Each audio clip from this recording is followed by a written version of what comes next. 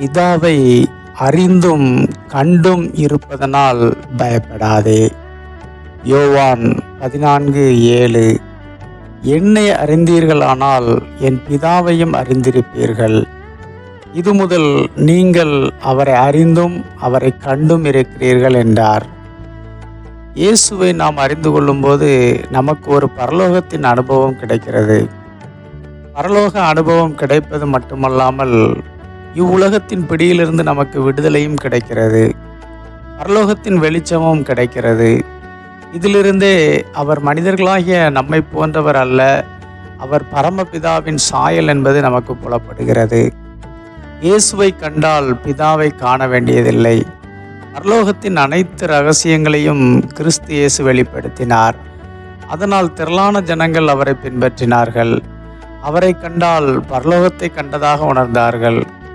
நித்திய ஜீவனுக்கான வழி அவரிடம் இருந்ததை உணர்ந்தார்கள்.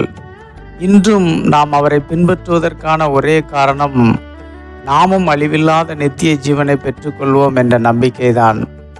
இம்மைக்காக மாத்திரம் நாம் பின்பற்றினால் நாம் பரிதாபத்திற்குரியவர்களாக இருப்போம். பிலிப்பு என்ற இயேசுவின் சீசனுக்கு பிதாவை காண வேண்டும் என்ற ஆசை.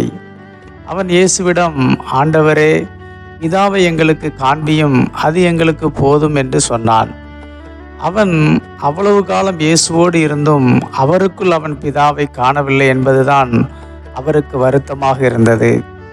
பிதாவை நேரில் வந்திருந்தால் கூட இவ்வளவு காரியங்களை வெளிப்படுத்தி இருந்திருப்பாரா தெரியாது.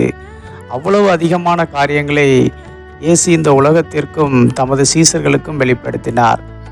அப்படி இருந்தும் அவர்கள் விசுவாசத்தில் பரிபூர்ணமடையாமல் வேறு எதையோ தேடிக்கொண்டிருந்தார்கள். இயேசு தமது சீசனுக்கு அதை புரிய வைத்தார். பிலிப்புவே, இவ்வளவு காலம் நான் உங்களுடனே கூட இருந்தும் நீ என்னை அறியவில்லையா? என்னை கண்டவன் பிதாவை கண்டான். அப்படி இருக்க பிதாவை எங்களுக்கு காண்பியும் என்று நீ எப்படி சொல்கிறாய்? நான் பிதாவிலும் பிதா என்னிலும் இருக்கிறதை நீ விசுவாசிக்கிறதில்லையா? நான் உங்களுடனே சொல்லுகிற வசனங்களை என் சுயமாய் சொல்லவில்லை. என்னிடத்தில் வாசமாயிருக்கிற பிதாவானவரே இந்த காரியங்களை செய்து வருகிறார் என்று சொல்லி புரிய வைத்தார். நாமும் கூட இப்போது இயேசுவையும் அவரது வசனத்தையும் கண்டுகொண்டதன் நிமித்தமாக பிதாவையே கண்டு கொண்டிருக்கிறோம். அதனால் இவ்வுலக காரியங்களை குறித்து நாம் பயப்பட வேண்டியதில்லை. பரலோகத்தையே நாம் கண்டுகொண்டதனால் மகிழ்ந்து களி கூறுவோம். ஆமென்.